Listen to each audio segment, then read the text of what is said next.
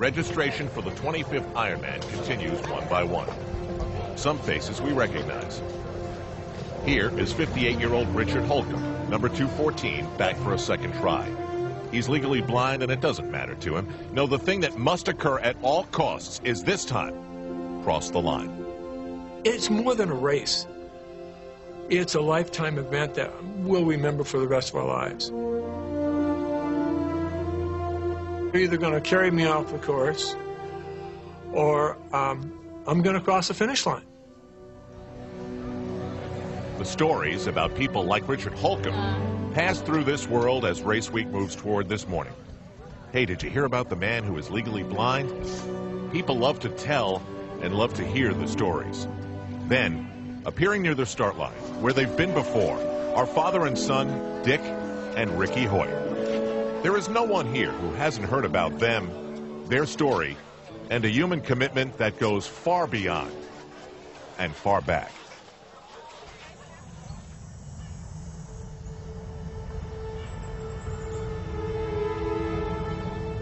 January 10th, 1962. We knew there was something wrong, but we did not know exactly what.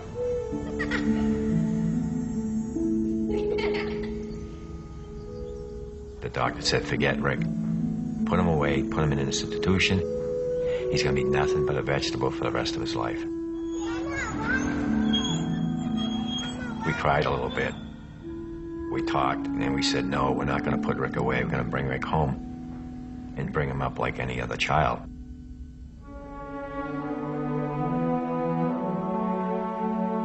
We knew Rick was smart. We could tell by looking in his eyes.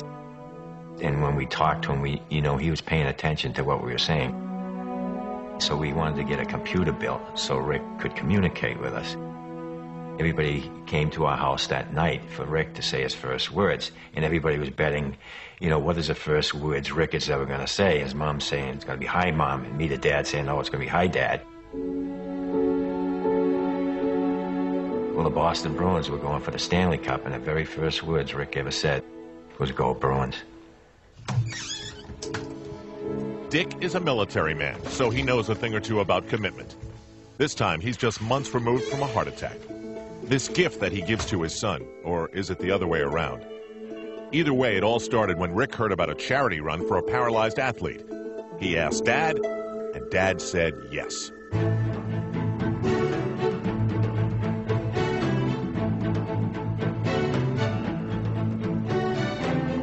The gun went off, and we went off with all the other runners, and everybody thought that Rick and I would just go to the corner and turn around and come back. Well, we didn't. We finished the whole 5 miles, coming in next to last, but not last. And when we got home that night, Rick wrote on his computer, Dad, when I'm running, it feels like my disability disappears. So that was a very powerful message to me, that we finally found a sport that Rick could get involved in, just like everybody else.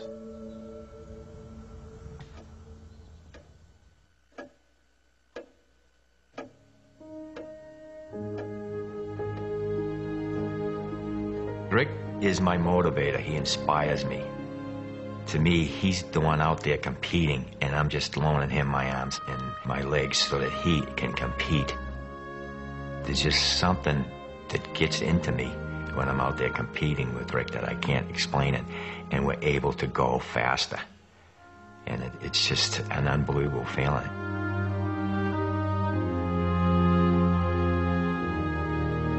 Rick and I love the Ironman triathlon, to be out there competing with the best triathletes in the world, to be accepted to compete along with these triathletes.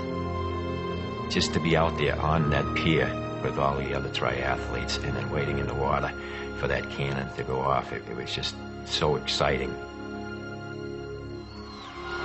The feeling coming down the finish line at Leahy Drive, it's just an awesome experience. With the crowd there, all the excitement, the noise, and the announcers announcing, all your adrenaline just gets flowing.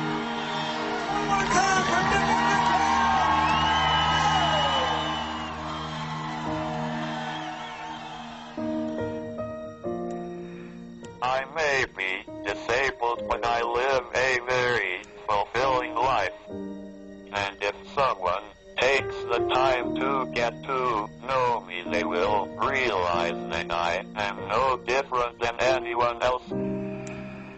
years. He graduated from public high school. He's graduated from college. He's out there competing in road races and triathlons. He lives a happier life probably than 95% of the population. Rick would tell you that, you know, if he was physically able to do something, that he'd probably play basketball or football or hockey. But then he always says, no, the first thing he'd do is sit down, have me sit down in his wheelchair and he'd push me. You know, it really makes me feel good that you know, he appreciates, you know, what I'm trying to do to help him out, and he'd do the same thing for me.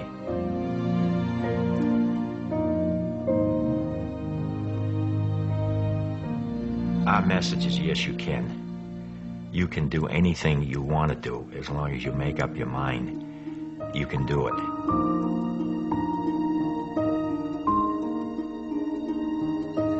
If you have ever searched for the meaning of life, stop. The answer lies right here. By the way, Ricky would want us to tell you the Bruins look pretty good this year.